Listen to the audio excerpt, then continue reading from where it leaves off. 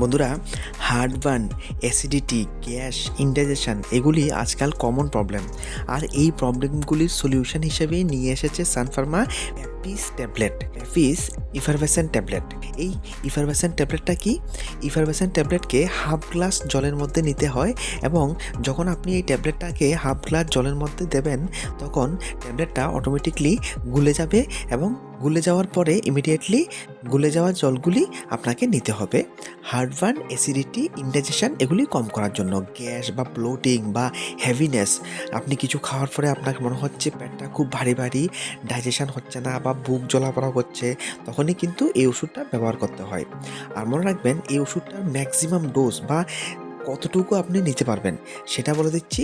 সেটা হচ্ছে গিয়ে ডেইলি আপনি 1 থেকে 2টা ট্যাবলেট নিতে পারবেন প্রয়োজন অনুসারে, মানে যদি প্রয়োজন পড়ে তাহলে আপনি নেবেন।